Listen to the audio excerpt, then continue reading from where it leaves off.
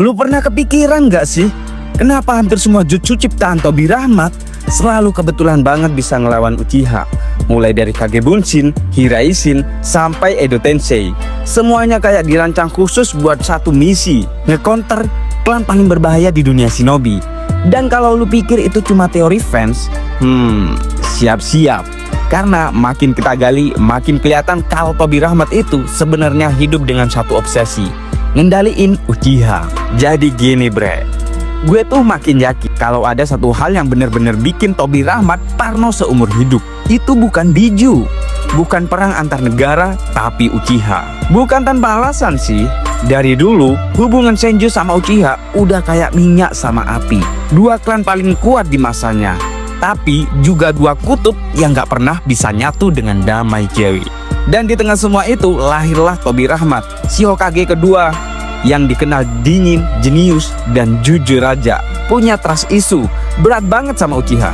Tapi bedanya, Tobi Rahmat gak cuma ngomong, dia bertindak bre. Dia bikin jutsu-jutsu yang kalau lu perhatiin baik-baik, semuanya bisa jadi senjata buat ngelawan Uchiha. Coba kita bedah satu-satu ya cuy. Pertama, jutsu elemen air, anti api versi Tobi Rahmat. Kita mulai dari yang paling dasar, Suiton, elemen air, udah kayak tanda tangan Tobi Rahmat. Anjay. Dan ini menarik, karena lawan bebuyutannya klan Uchiha itu identik sama elemen api cuy, alias Katon. Jadi jelas banget, ini bukan sekedar pilihan gaya bertarung. Tobi Rahmat memilih elemen air karena itu counter alami dari kekuatan khas Uchiha. Dan yang lebih gokil lagi, Tobi Rahmat tuh gak butuh sumber air buat ngeluarin Suitonnya. Dia bisa bikin air dari cakranya sendiri cuy. Jadi kalau tiba-tiba ketemu Uchiha di tengah gurun pun, dia masih bisa nyiram api sampai padam. Lu pikir itu kebetulan? Enggak bre, itu strategi yang disiapin dari lama. Tobi Rahmat kayak bilang, lu main api, gue bawa banjir. Yang kedua, Kage Bunshin, jurus yang ngerusak mata Sharingan. Sekarang masuk jurus yang kedua, yaitu sekaligus menjadi ikon Naruto, Kage Bunshin no Jutsu. Kebanyakan orang mikir ini jurus buat latihan atau ngelawan banyak musuh. Tapi kalau lu lihat dari sisi lain, ini tuh senjata psikologis buat ngelawan Sharingan bre. Kenapa? Karena Sharingan bisa ngebaca gerakan lawan dengan super detail. Tapi kalau lawannya ada 10 orang yang gerak bareng dengan cakra yang sama, gimana tuh? Sharingan bakal kebingungan bre. Mata mereka bakal sibuk milih mana yang asli. Sementara Tobi Rahmat bisa nyerang dari mana aja. Jadi Kage Bunshin tuh kayak anti cheat tool buat ngelawan pembaca gerakan gaya Uchiha cuy. Cerdas banget sih Tobi Rahmat nih ya. Dia tahu kalau nggak bisa nutupin mata Uchiha, ya bikin mereka pusing aja. Anjay, sangar nih orang. Yang ketiga, Hiraishin, alias jurus yang lebih cepat dari pandangan Sharingan. Nah ini masterpiece-nya cuy. Teknik teleportasi tercepat di dunia shinobi. Dan ini bukan cuma jurus kabur bre, ini strategi penghancur Uchiha. Lu tahu Sharingan bisa baca gerakan bahkan sebelum lawan bergerak kan? Tapi masalahnya kalau lawan lu langsung ngilang dari ruang dan waktu, Sharingan mau ngebaca apa coba? Hiraishin tuh kayak Tobi Rahmat bilang, lu bisa baca masa depan, tapi gue udah gak ada di masa itu. Anjay. Dan ini bener-bener mind blowing cuy. Karena teknik ini bukan cuma ngandalin kecepatan, tapi juga mematahkan konsep prediksi Uchiha. Bahkan Madara pun pasti bakal pusing kalau lawannya literally teleport dari satu tempat ke tempat lain tanpa tanda cakra besar. Makanya nggak heran kalau teknik ini akhirnya diturunin ke Minato. Dan kita semua tahu jurus ini bahkan ngelewatin serangan Biju, apalagi Sharingan. Yang keempat, Genjutsu kegelapan, balas serangan psikologis Uchiha. Uchiha itu terkenal banget ya sebagai penguasa Genjutsu. Mereka bisa masuk ke pikiran lawan cuma dengan tatapan mata. Tapi Tobi Rahmat, dia nggak tinggal diam bre. Dia bikin Genjutsu sendiri, versi dia lah intinya, yang nggak butuh Sharingan. Bedanya kalau Genjutsu Uchiha lu lihat halusinasi, tapi Genjutsu Tobi Rahmat bikin mata lu bener-bener gelap total cuy, alias keder mata lu cuy.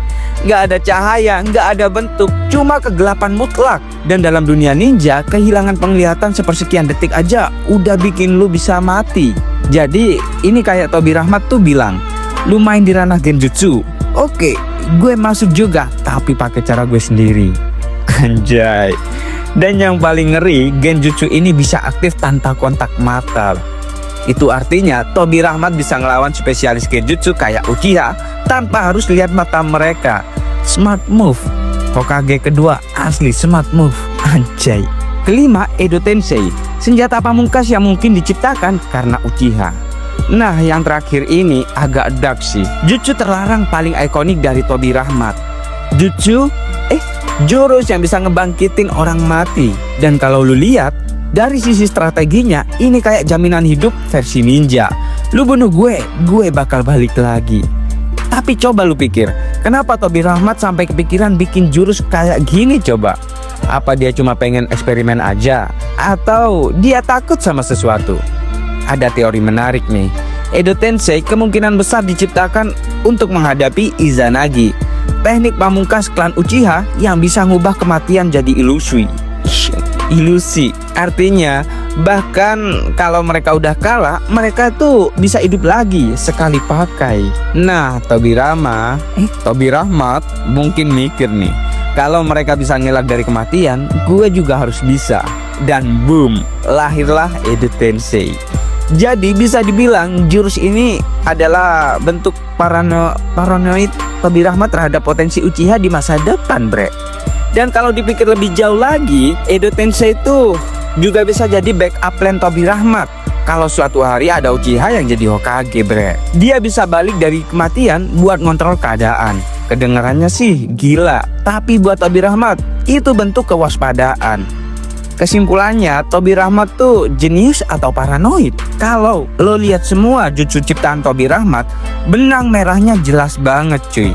Semuanya punya potensi buat ngelawan atau ngontrol Uchiha. Dari elemen air, cloningan, teleportasi, sampai kebangkitan orang mati. Semuanya punya pola yang sama, ngantisipasi klan yang dulu nyaris ngancurin dunia ninja. Jadi pertanyaannya sekarang, apakah Tobi Rahmat jenius yang visioner atau paranoid yang terlalu trauma sama masa lalu? Karena kadang batas antara jenius dan ketakutan tuh tipis banget, bre. Dan mungkin Tobi Rahmat adalah salah satu contoh sempurna dari seorang yang berusaha nyiptain kedamaian, tapi caranya ngeri parah sih. Jadi bagaimana nih menurut kalian?